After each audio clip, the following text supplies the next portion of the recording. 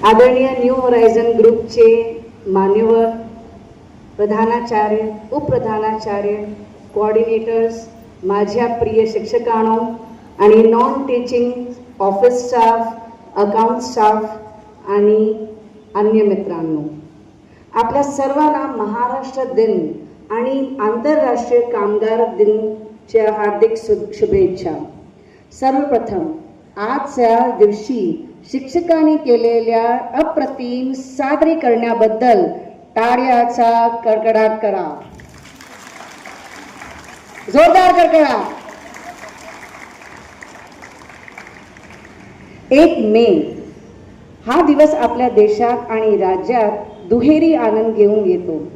1960 साली याच दिवशी आपल्या महाराष्ट्र राज्याची निर्मिती झाली. संयुक्त महाराष्ट्र चळवळीतील असंख्य कार्यकर्त्यांच्या संघर्षातून, त्यागातून आणि बलिदानातून आपल्याला आपले स्वतंत्र महाराष्ट्र मिळाले. त्या सर्व वीरांना आज आपण आदरांजली अर्पण करूया. महाराष्ट्र ही केवळ भूमी नाही, तर ती एक संस्कृती, परंपरा आणि स्वाभिमानाची ओळख आहे. छत्रपती शिवाजी महाराजांनी घडवलेले स्वराज्य आणि समाज सुधारकांचे कार्य या सर्व गोष्टी आपल्या महाराष्ट्राला महान बनवतात.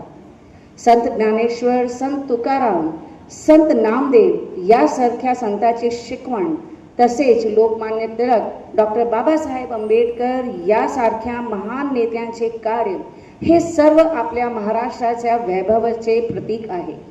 शिक्षा,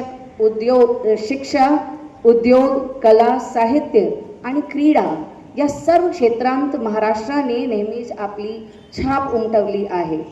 आपल्या महाराष्ट्र शिक्षण, उद्योग, कला, साहित्य आणि क्रीडा या सर्व क्षेत्रांत ते अग्रेसर आहे.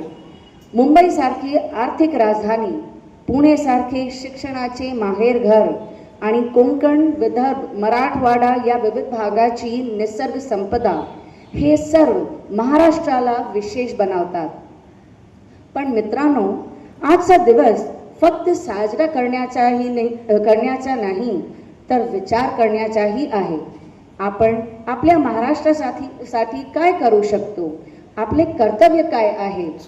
आपण स्वच्छता राखणे, पर्यावरण जपणे, शिक्षणाचा प्रसार करणे आणि समाजात एकता व बंधुभाव टिकवणे ही आपली जबाबदारी आहे.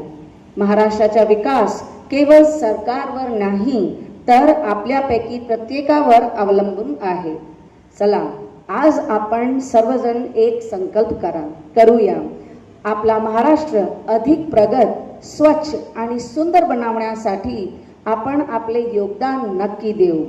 मित्रांनो, आजचाच दिवस कामगार दिन म्हणूनही साजरा केला जातो.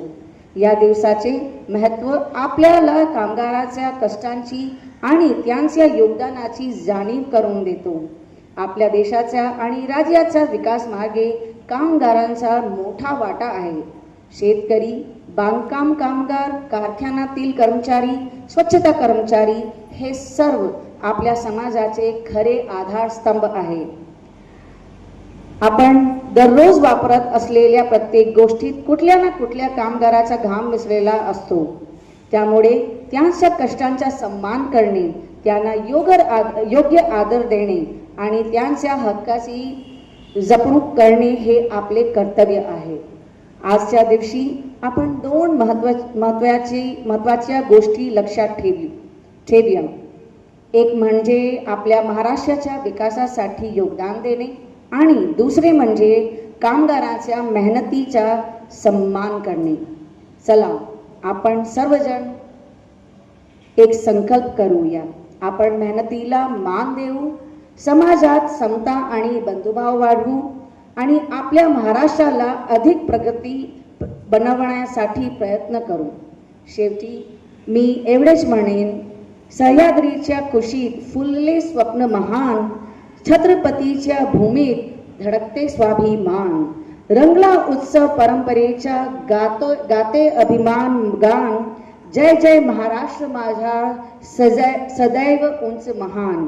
जय महाराष्ट्र, जय भारत.